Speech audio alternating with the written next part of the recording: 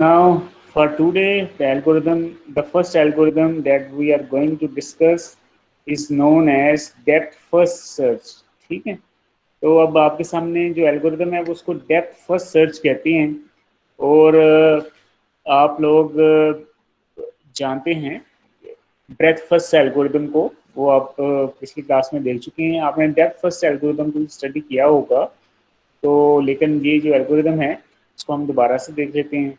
तो as name suggest depth, depth first, ये हम जो एक ट्री है उसमें जो सबसे गहराई वाला नोड है या गहराई वाली नोड है, हम उनको पहले सर्च करते हैं। ठीक है, जब हमने पीछे देखा था उसमें हमने देखा था ब्रेथ फर्स्ट में जो शेलोस्ट नोड हैं, यानी कि जो करीब करीब के नोड हैं, हम पहले उनको विजिट करते हैं, उसके बाद उसके अगले नोड, फिर उसके अगले node and so on. But in depth first search we expand deepest unexpanded node, कि जो सबसे दूर वाले नोड हैं उनको पहले एक्सपैंड करते हैं और उसके बाद फिर करीब वाले, फिर उसके करीब वाले। ठीक है, इसमें जो फ्रिंज या फ्रंटियर है, जो क्यू है, वो जो इंप्लीमेंट हो रही है वो है लीफो क्यू, लाइफो क्यू या लीफो क्यू। ठीक है, लीफो क्यू का क्या मतलब है? Last in first out. ठीक है जी, लास्ट इन फर्स्ट आउट, जो सबसे आखिर में एंटर होगा होगा वो सबसे पहले बाहर निकलेगा। ये लीफो क्यू को हम, आपको शायद याद हो, डाटा स्ट्रक्चर में आपने पढ़ा हो, लीफो क्यू को हम स्टैक भी कहते हैं। स्टैक, स्टैक का आइडिया, आपको स्टैक का आइडिया होगा कि हमारे पास अगर लेट्स सपोज, यस सर। हाँ, ब्रिक्स हैं, तो एक ब्रिक आप रखते हैं, फिर उसके ऊपर दूसरी, फिर तीसरी, फिर चौथी, फिर फर्स्ट इन पांचवी। फर्स्ट ठीक है, आउट। तो एक स्टैक बन जाती है। तो अगर आपने ब्रिक्स को उठाना है दोबारा से, तो आप जो सबसे ऊपर वाली है उसको पहले उठाएंगे, फिर उसके बाद वाली को लास्ट इन फर्स्ट बाद। आउट। ठीक है, तो ऐसे जो स्ट्रक्चर है इसको हम लीफो कहते हैं, लीफो क्यू कहते हैं या स्टैक कहते हैं। तो जो डाटा स्ट्रक्चर आप डेप्थ फर्स्ट सर्च में इस्तेमाल हो रहा है, it is known as stack या लीफो, और वो अब हम इस्तेमाल करेंगे डेप्थ फर्स्ट सर्च के अंदर। तो बेटा आपके सामने अभी एक ट्री बना हुआ है, आप उसे देख भी सकते हैं। सबसे ऊपर जो रूट नोड है वो ए है, आपके सामने नजर आ रहा है आपको, उस पर रेड मार्कर या एरो का निशान भी आप देख रहे हैं। ए के दो चिल्ड्रन हैं, बी और सी। ठीक है, इसी तरीके से बी जो है उसके दो चिल्ड्रन है फर्दर, डी और ई। और उसके बाद डी है, डी के दो चिल्ड्रन हैं, एच और आई। और ई के दो चिल्ड्रन हैं, जे और के। ठीक है, ऑन द अदर हैंड दूसरी साइड पे अगर चल जाए राइट विंग के ऊपर, तो जो हमारा सी चिल्ड्रन है ए का, सी के दो चिल्ड्रन हैं, एफ और जी। एफ के दो चिल्ड्रन हैं, एल और एम। और जी के भी दो चिल्ड्रन हैं, एन और ओ। ठीक है, तो ये ट्री है। इसको, इसके अंदर जो हमारा गोल नोड है, जो नोड हम अभी एज ए गोल के तौर पे जिसको हमने एक्सेस करना है, वो एम है। एम तक हमने जाना, ए से एम तक जाना है। और ए से एम तक जाने के लिए अब हमने देखना है कि हम कौन सा, कैसे जाएंगे, कैसे, कौन सी स्ट्रेटजी हम फॉलो करेंगे। वो ऑब्वियसली हम डेप्थ फर्स्ट सर्च की बात कर रहे हैं, तो हम डेप्थ फर्स्ट सर्च के थ्रू ए से एम तक जाएंगे।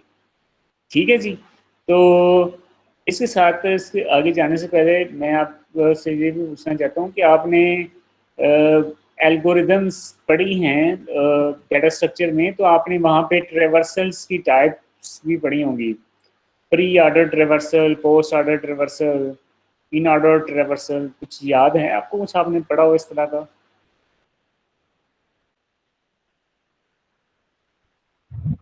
यस सर, सरकाशी सर। हाँ, काशिफ साहब ने आपको डाटा स्ट्रक्चर में ये पढ़ाया था। तो क्या होता है, वो जो ये तीनों ट्रेवर्सल की टाइप हैं, ये किसके ऊपर अप्लाई होती है? बेसिकली डेप्थ फर्स्ट सर्च के ऊपर अप्लाई होती हैं। तो मैं थोड़ा सा आपको जल्दी से बता देता हूँ कि पोस्ट ऑर्डर में क्या होता है कि चिल्ड्रन को हम पहले पहले एक्सेस करते हैं, चिल्ड्रंस को, और जो रूट है उसको बाद में करते हैं। ठीक है, तो उसके बाद जो इन प्री ऑर्डर रूट होता है, बाद में। हाँ जी, रूट को बाद में। प्री ऑर्डर में इसके उल्ट होता है। प्री ऑर्डर में क्या होता है, प्री ऑर्डर में रूट को पहले एक्सेस करते हैं और उसके चिल्ड्रंस को बाद में।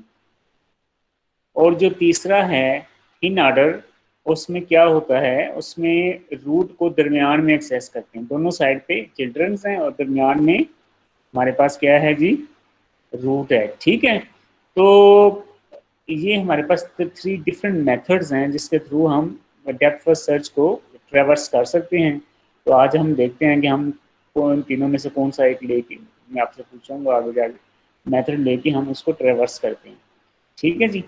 तो अब ये हमारे पास एग्जांपल आपके सामने है।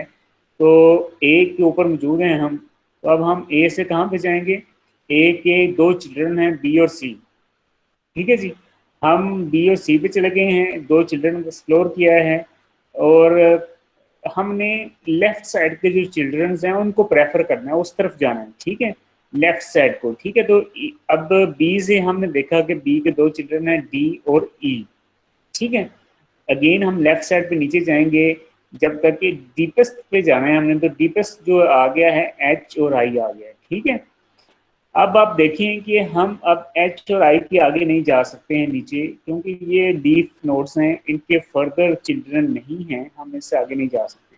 ठीक है, तो अब हमने ट्रेवर्सिंग शुरू करनी है। ट्रेवर्सिंग शुरू करने का यहाँ पे हमने जो मेथड अपनाया है वो है पोस्ट ऑर्डर। पोस्ट ऑर्डर का मतलब है पहले लेफ्ट चाइल्ड आएगा, फिर राइट चाइल्ड आएगा, फिर रूट आएगी। तो given this subtree which you are now seeing, ये अब आपके सामने जो एक छोटा सा ट्री है इसको मैं हाईलाइट भी कर देता हूँ। टी इसकी रूट है और एच और आई इसके चिल्ड्रन है। ये लेट्स सपोज करें कि ये एक छोटा सा ट्री है, तो इसमें पोस्ट ऑर्डर के थ्रू हमने इसको ट्रेवर्स करना है, तो कैसे करेंगे? सबसे पहले कौन सा नोड आएगा? सबसे पहले एज आएगा। हाँ शाबाश, उसके बाद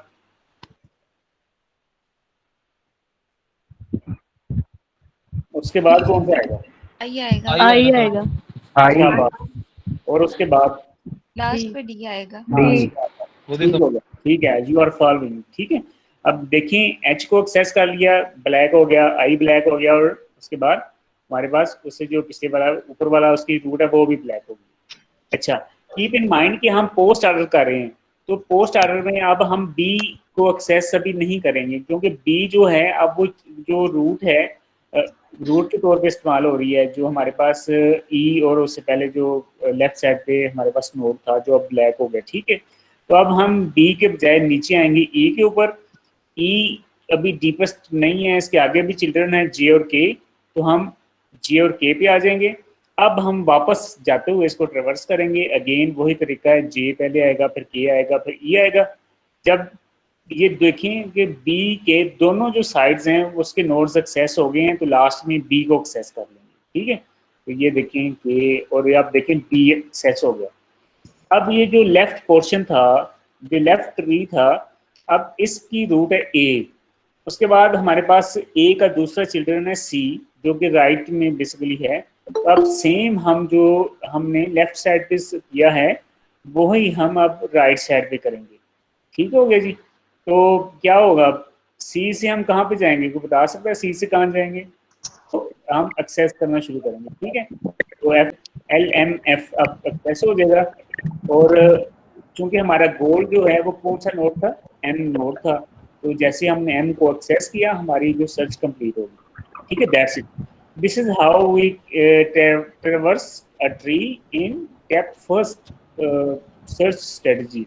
ठीक है, अब इसकी एवेल्यूएशन, कि इसको एवेल्यूएट करें कि जो डेप्थ फर्स्ट सर्च है वो कैसी है, उसके लिए हमारे पास 4 पैरामीटर्स हैं that we have already defined in our previous classes.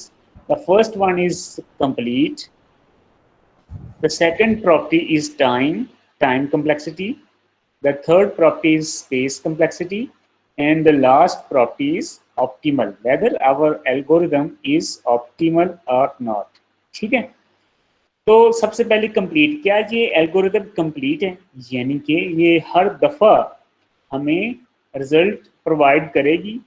ठीक है जी, तो ऑप्शन इसका आंसर है नो, ये नहीं, हर दफ़ा नहीं करेगी, क्योंकि देयर आर इन्फिनिट स्पेसेस, यानी कि हमारे जो ट्री है वो उसकी डेप्थ जो है वो लामहदूद है कहते हैं। तो ऐसी सूरत हाल में जो एल्गोरिदम है आपको पता है कि कैसे काम करती है, वो बिल्कुल नीचे जाके फिर वापस ऊपर आना शुरू होती है। तो जब उसको बॉटम नहीं मिलेगा, उसको पेंदा उसका जो आप कह सकते हैं वो नहीं मिलेगा, तो वो वापस नहीं आएगी, ठीक है। तो इसलिए ये फेल हो जाएगी एल्गोरिदम, ये डेप्थ में जाती जाएगी और इसको वापस बाउंस बैक होने का चांस नहीं मिलेगा।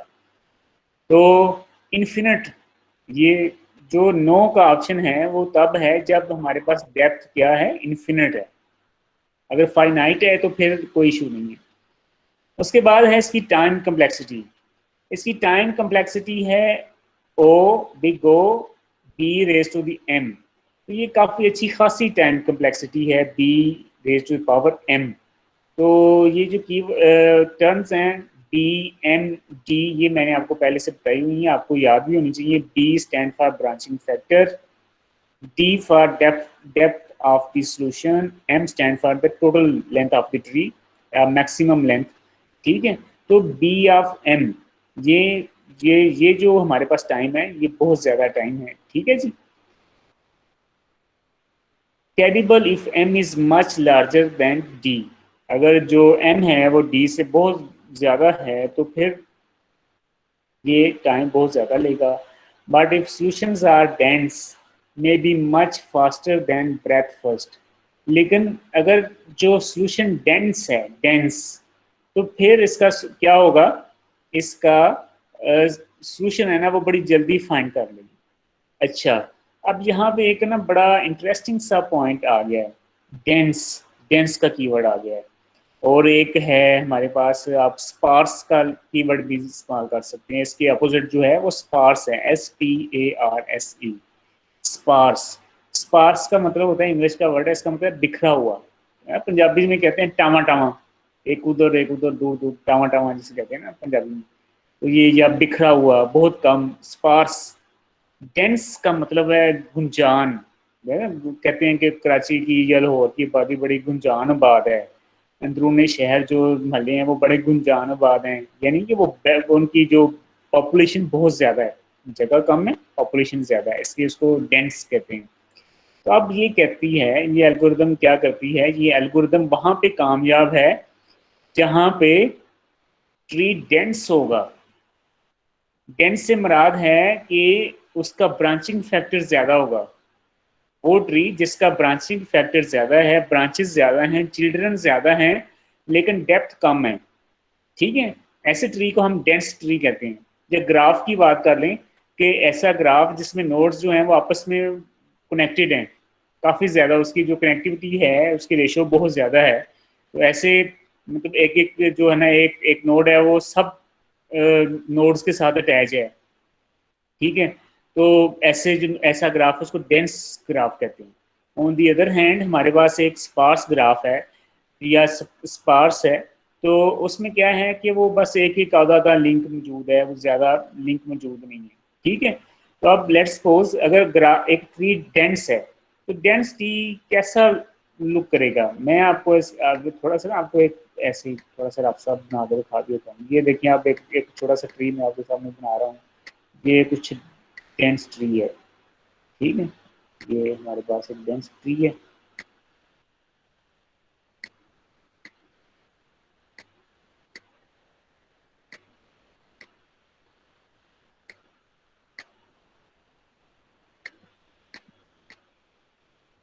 ठीक है, लेट्स सपोज ये आगे आगे भी है, मैं थोड़ा सा पोर्शन आपको शो कर दिया, ठीक है। अब ये डेंस ट्री है, ये डेंस है, ठीक है। और अगर मैं आपसे कहूँ कि मैं स्पार्स ट्री बनाना चाहता हूँ, ये ट्री आपके सामने जो आ गया ये डेंस है, ठीक है। अब स्पार्स ट्री किस तरह का होगा, ये एक नोड है, ये इसका एक नोड है, फिर ये इसका राइट नोड है, ठीक है। लेट्स सपोज इसका एक नोड है और इसका एक नोड है और फर्स्ट का इसका एक नोड। तो ये जो ट्री है ना ये स्पार्स ट्री बन गया। और फर्ज करेंगे इसके ना स्पार्स ट्री के आगे भी चिल्ड्रन है, फर्दर चिल्ड्रन है, आगे भी इसके चिल्ड्रन है, ठीक है। इसके एक एक दो दो चिल्ड्रन आगे ही आ रहे हैं, तो ऐसे ट्री को हम स्पार्स ट्री कहते हैं। और जो ऊपर वाला जिसकी लेंथ कम है लेकिन चिल्ड्रन बहुत ज़्यादा है उसको डेंस ट्री कहते हैं। तो अब ये एल्गोरिदम, ये इसकी इवैल्यूएशन ये है कि ये डेंस ट्री में बड़ा अच्छा परफॉर्म करती है, लेकिन स्पार्स में इशू हो सकते हैं। तो अब मेरा आपसे ये क्वेश्चन है कि ये डेंस ट्री में कैसे अच्छा काम करेंगे। आपने इस एल्गोरिदम की वर्किंग देख ली है, कि डेंस में इसका क्या है, इसको क्या एडवांटेज है डेंस में, तो बता सकते हैं मुझे। क्योंकि वो उसकी जो लेंथ है वो कम है, वो जल्दी नीचे चली जाएगी और फिर राइट साइड में मूव करना शुरू हो जाएगी। ठीक है, तो ये वैलिड पॉइंट है आपका। ठीक है, अदरवाइज स्पार्स में क्या होता है, वो नीचे जाए जा रहा है एक एक दो दो, लेकिन वो नीचे जाए जा रहा है और वो डेप्थ जो है ना बढ़ती जा रही है, और उसके लिए वापस आने के चांस जो है वो काफी कम हो जाते हैं। लेट्स सपोज वो जिस साइड पे जा रहा है उस तो साइड पे सर गोल ये है ही नहीं। जो इसकी नजर आ रही है वो क्या है, big O B raise to the power M. मैं एम बी क्या है यहाँ पे,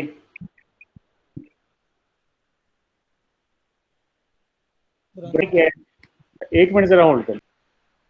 हाँ जी, कहाँ पे थे हम, इसकी जो टाइम कम्प्लेक्सिटी की बात कर रहे थे। ठीक है, तो एम, एम से क्या मतलब है, एम स्टैंड फॉर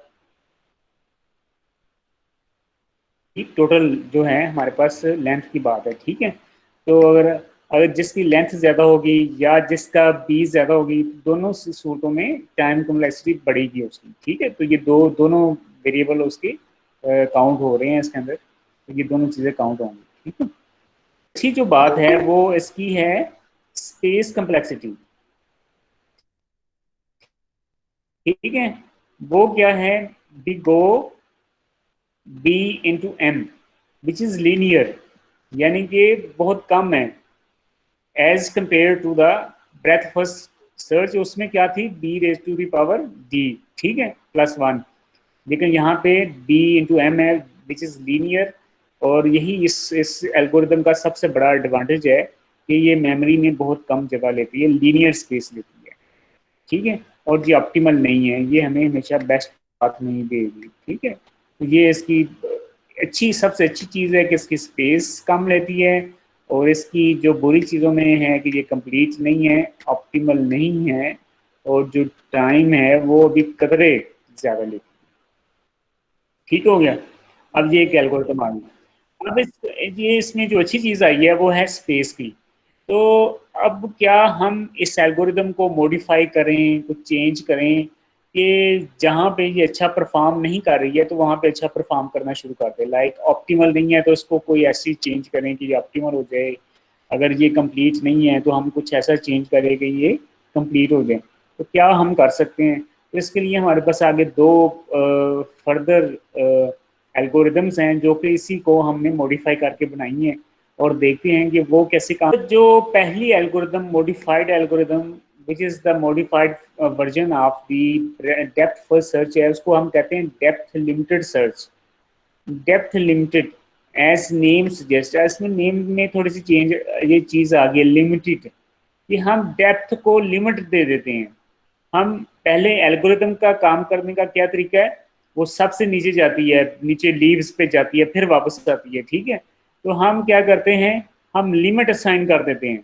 हम कहते हैं कि ये 3 लेवल तक जाए, 4 लेवल तक जाए, 5 तक जाए, फुल नीचे ना जाए। ठीक है, ये एल्गोरिथम ये काम करती है बेसिकली। ठीक है, इसका मेन आपको स्ट्रेटेजी मैंने बता दी है।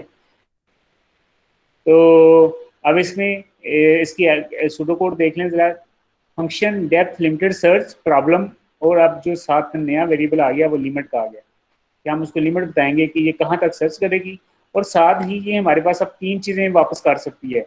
या तो हमें सोल्यूशन, यानी कि हमारा गोल मिल गया है वो रिटर्न करेगी, या फेलियर के हमें नहीं मिला वो रिटर्न करेगी, या अब एक तीसरी चीज़ भी रिटर्न करेगी, वो है कट ऑफ। कट ऑफ का मतलब है कि जो लिमिट हमने दी थी, इसने उस लिमिट तक उसको सर्च किया है, ना ये फेलियर हुई है ना इसको सोल्यूशन मिला। ठीक है, तो कट ऑफ का मतलब है इसने अपनी लिमिट पूरी कर ली है, लिमिट को पहुंच गई है और लिमिट के अंदर इसको कुछ नहीं मिला। ठीक है, और इसके अंदर जो कॉल हो रही है वो एक रिकर्सिव डीएलएस एक फंक्शन है, उसको कॉल किया जा रहा है, और उसको जो पैरामीटर पास हो रहे हैं वो एक नोड पास किया जा रहा है, और प्रॉब्लम फॉर्मुलेशन पास की जा रही है, और एक लिमिट पास की जा रही है। ठीक है जी, और ये जो कोड है ये बेसिकली ये नीचे गिवन है, ये फंक्शन की फॉर्म। ठीक है, तो इसमें रिकर्सिव डीएलएस वो नोड जो इसको पास किया है, प्रॉब्लम, लिमिट इसको पास कर दी है, और ये 3 चीज़ें हमें रिटर्न कर सकती है। सबसे पहले जो इसकी स्टेटमेंट है वो कट ऑफ कट फॉल्स, एक वेरिएबल हमने डिक्लेयर किया कट ऑफ के नाम से और उसको फॉल्स साइन कर दिया।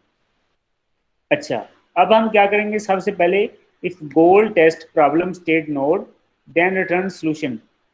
अब जो नोड हमारे पास आया है पहला सबसे नोड, उसके ऊपर हम आते ही गोल टेस्ट करेंगे और देखेंगे कि क्या यही हमारा मंजिल है, मतलूबा नोड है। अगर तो वो है तो फिर हम सोल्यूशन सिंपली रिटर्न कर देंगे, हमारी एल्गोरिथम फिनिश हो जाएगी, काम करना बंद कर देगी क्योंकि हमें गोल मिल गया है। अगर ऐसा नहीं है तो फिर हम एल्स की पार्ट में चले जाएंगे। Else if depth node is equal to limit, कि क्या जो नोड हमारे पास आया है उसकी जो डेप्थ है वो लिमिट के बराबर तो नहीं होगी। अगर वो उसकी नोड की जो डेप्थ है वो लिमिट के बराबर अगर होगी है तो हम क्या करेंगे, सिंपली उसको कट ऑफ कर देंगे। ठीक है, अगर ये एल्स की स्टेटमेंट भी फॉल्स होती है और फिर हम अगली एल्स की स्टेटमेंट पे चले जाएंगे। और अब इस एल्स की स्टेटमेंट में एक फॉर लूप है, यानी कि ये 2-3 स्टेटमेंट है जो कि बार बार चलेंगी फॉर लूप की फॉर्म में। For each successor in expand node problem do, expand का मतलब ये है कि जो नोड अभी हमारे पास आया था जिसके ऊपर हमने पीछे गोल टेस्ट किया है उसके सारे चिल्ड्रंस को वन बाय वन कैसे प्रॉब्लम लिमिट, यानी कि हम इसी फंक्शन को दोबारा से कॉल करेंगे रिकर्सिव डीएलएस को, यानी कि ये रिकर्जन का फंक्शन है। ठीक है, तो नोड अच्छा, अब देखें कि रिकर्जन कॉल अपने चिल्ड्रन को कॉल करेगा, वो अपने चिल्ड्रन को कॉल करेगा और जब ये कॉलें चलती रहेंगी रिकर्जन हो रही है तो साथ ये दो इफ एल्स की स्टेटमेंट्स हैं ये भी ऑन एग्जीक्यूशन जो है आफ्टर एग्जीक्यूशन ये भी साथ साथ चलेंगी। पहली इफ क्या कहती है, if result cut off then cut off occur true, अगर तो वो सर्च करता रहा है और उसको कुछ नहीं मिला और कट ऑफ हो गया है तो क्या करेगा, कट ऑफ के वेरिएबल को ट्रू असाइन कर देगा। Otherwise if result is not cut off sorry if result is not equal to failure then return result, यानी कि रिजल्ट से मतलब यहाँ पे आप क्या होगा, सोल्यूशन ही होगा। अब दो चीजें होगी, पहले में उसने कट ऑफ चेक किया है, अगर वो कट ऑफ नहीं हुआ तो फिर दूसरे में उसने आके फेलियर चेक किया है, अगर फेलियर नहीं हुआ तो फिर क्या करेगा, वो सोल्यूशन या रिजल्ट रिटर्न कर देगा। ठीक है जी, तो ये है फॉर लूप के अंदर, ये हर नोड जो है वो अपने चिल्ड्रन के साथ ऐसा करेगा। ठीक है, और जब ये फॉर लूप एग्जिट कर देगा, खत्म हो जाएगा, तो ये आखिरी इफ स्टेटमेंट चलेगी।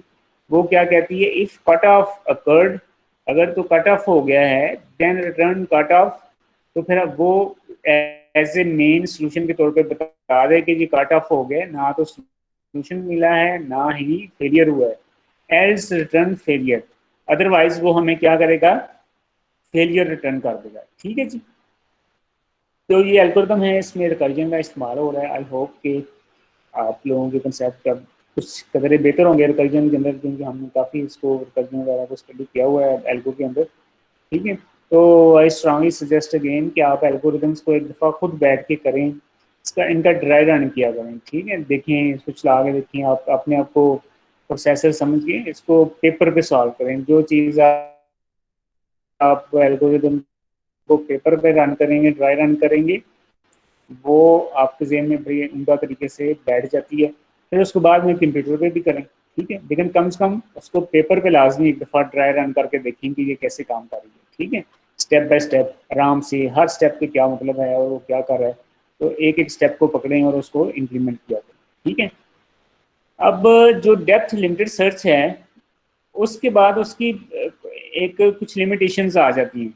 वो क्या, फर्ज करें आपने कहा कि जो सर्च है उसको मैं 3 लेवल तक करूंगा, 3 लेवल तक सर्च होगी, और लेकिन आपका जो गोल है वो 4th लेवल पे पड़ा हुआ है, आपको नहीं पता। अगर आपको पहले पता हो कि वो 4th पे है तो आप 4th पे सीधा कह दें कि जी लिमिट 4th होनी चाहिए, 4 तक होनी चाहिए, आपको पता ही नहीं गोल किधर है। लेकिन अगर आप फर्ज कर लें आपको अननोन हम बता देते हैं, कोई और बता देता है कि आपका गोल 4th पे है और आपने जो लिमिट लगाई हुई है वो 3 पे है, तो बड़े नैरो एक मार्जिन से आपने अपना गोल मिस कर दिया। ठीक है जी, तो फिर इसका क्या हल है, तो क्या हम इस एल्गोरिथम को मजीद मॉडिफाई कर सकते हैं? तो इसके लिए हमारे पास एक और मॉडिफाइड एल्गोरिथम है which is known as iterative iterative deepening search. Iterative deepening search, as name suggests many things, कि आइटरेटिव डीपनिंग, कि हम आइट्रेशन की फॉर्म में आहिस्ता आहिस्ता डीप होते जाएंगे, ट्री में आहिस्ता आहिस्ता नीचे चलते जाएंगे। ठीक है जी।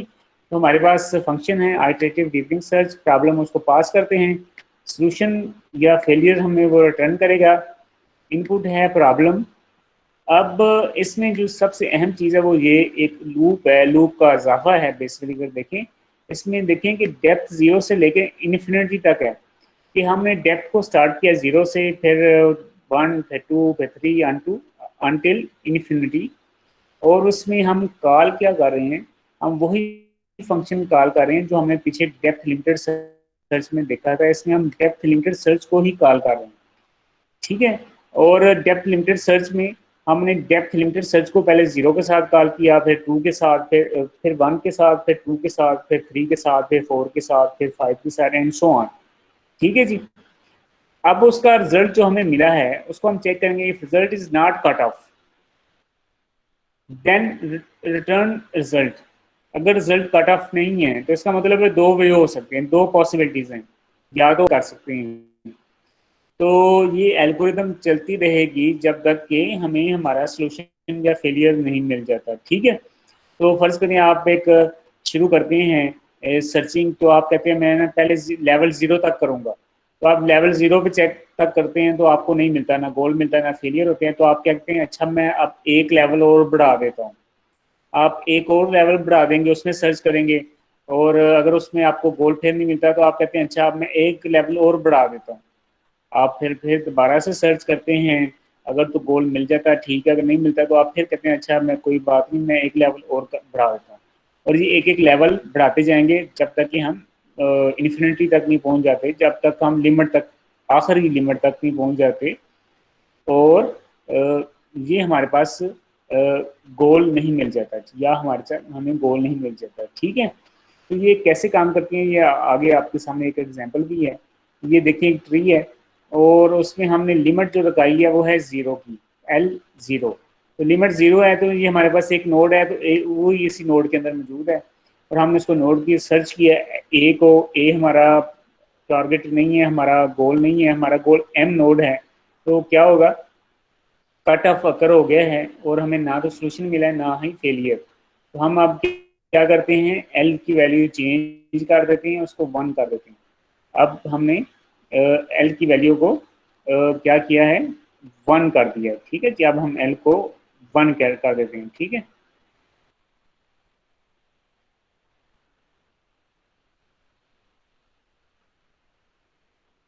अब देखिए हमने एल को 1 कर दिया। अब इसमें 3 नोड आ गए, ए बी और सी, ए और बी, ए बी सी। ठीक है। तो हमने by using depth limited search इसको ए बी सी को सबको तलाश किया है, तीनों नोड्स को, इसमें एम मौजूद नहीं है। एल की वैल्यू को इंक्रीज कर देते हैं। अब एल को हमने क्या कर दिया, 2 कर दिया है। और अब 2 करने से हम ये देखें, अब बी और सी के चिल्ड्रंस को भी हमने ऐड कर लिया, इसके अंदर एक लेवल का इजाफा हो गया। तो अब इसके ऊपर अगेन हम डेप्थ फर्स्ट सर्च की एल्गोरिथम इसके ऊपर लगा के उसको सर्च किया है, और जब सारे नोड्स को सर्च कर लिया तो अभी भी हमें एम नहीं मिला है। इसका मतलब है कि हम अपने एल को मजीद एक लेवल इंक्रीज कर दें। अब एल को हमने 3 कर दिया है। ठीक है। अब 3 करने से जो लास्ट लेवल पे जो नोड्स हैं वो भी ऐड हो गए। तो जब अब हम ब्रेथ फर्स्ट सर्च के थ्रू इसको सर्च किया है, तो अभी यहाँ पे हमें पता चला है कि हमारा एम, हमें गोल मिल गया है। जब गोल मिल जाएगा तो दैट्स इट, हमारी एल्गोरिथम उस गोल को रिटर्न कर देंगे। ठीक है। तो ये है आइटरेटिव डीपनिंग सर्च। अब इसमें एक जेन्युइन क्वेश्चन आपके माइंड में आना चाहिए, वो ये है कि देखें कि अगर हमारे पास हम जैसे जैसे इसकी लिमिट इंक्रीज करते जा रहे हैं तो हमें सारा काम दोबारा से करना पड़ा है, सारे ट्री को दोबारा से सर्च करना पड़ा है। तो क्या इस तरह बार बार ट्री को सर्च करने से हमारी जो कंप्यूटिंग कॉस्ट है, टाइम कम्प्लेक्सिटी है, वो बहुत ज़्यादा नहीं हो जाएगी? तो इस चीज़ का एनालिसिस करने के लिए हमने क्या किया है, हमने इसकी जो टाइम कम्प्लेक्सिटी है उसको काउंट किया है, कैलकुलेट किया है, ताकि हमें पता चल जाए। ये जो आपके सामने मैंने इसको सर्कल किया रेड रेड के अंदर, ये डेप्थ लिमिटेड सर्च की टाइम कम्प्लेक्सिटी है।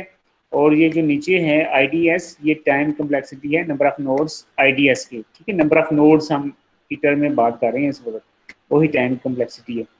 तो डेप्थ लिमिटेड सर्च में क्या होगा कि B⁻0 B1 B2 plus BD-1 BD-1 plus BD, यानी कि number of nodes generated in depth limited search हमारे पास है क्या है, D ऑफ D, ठीक है जी।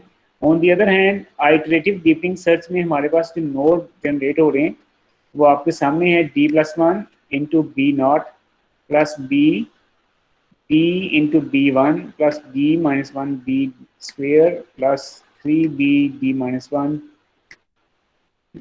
2B D-1 1BD, ठीक है जी। तो ये इसमें जो IDS में जो नंबर ऑफ नोड जनरेट हो रहे हैं वो इस फार्मूला में गिवन है।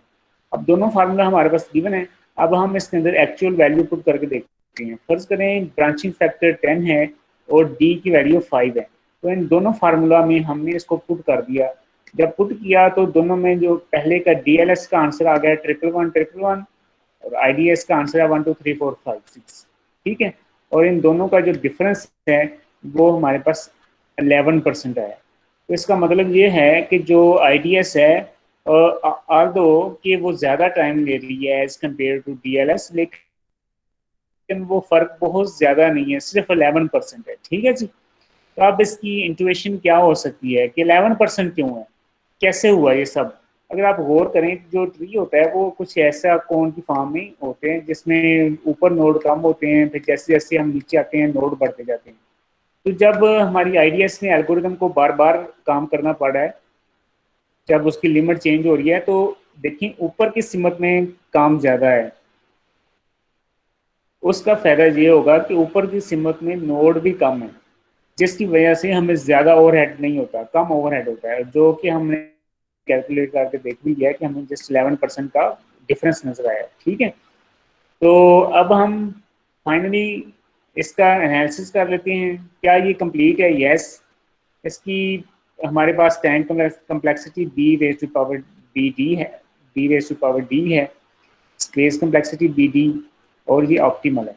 तो ये दोनों चीज़ें जो थी कंप्लीट और ऑप्टिमल, ये हम मिस कर रहे थे डेप्थ फर्स्ट सर्च के अंदर, तो हमने उनको मॉडिफाई किया और मॉडिफाई करने से ये दोनों चीज़ें भी हमें हासिल कर ली, ठीक है जी। अब थोड़ा सा जो इशू है इसमें टाइम का हुआ है कि हमें ज़्यादा थोड़ा सा टाइम लग रहा है ओवरहेड की वजह से। अब लास्टली अब आपके सामने जितनी एल्गोरिदम्स हमने पढ़ी हैं उनकी समराइज फॉर्म में आपके सामने लिखा हुआ है कि सबसे पहले ब्रेथ फर्स्ट सर्च, क्या ये कंप्लीट सर्च है? यस, ये कंप्लीट सर्च है। यूनिफॉर्म कास्ट सर्च, ये भी कंप्लीट है। डेप्थ फर्स्ट सर्च, ये कंप्लीट नहीं है, ठीक है जी। इसी तरीके से हमारे पास जो अगली एल्गोरिदम है which is depth limited search, वो भी कंप्लीट नहीं है। लेकिन जो आखिरी एल्गोरिदम हमने पढ़ी है which is iterative deepening search, it is complete. Time complexity की जब बात करते हैं तो ब्रेथ फर्स्ट सर्च की जो टाइम कम्प्लेक्सिटी है वो बिग O B⁻D+1, और यूनिफॉर्म कॉस्ट जो टाइम कम्प्लेक्सिटी है वो big O BC* divided by epsilon, और डेप्थ फर्स्ट की कम्प्लेक्सिटी है B⁻M, और डेप्थ लिमिटेड की है B⁻L, और आइटरेटिव की है B⁻D।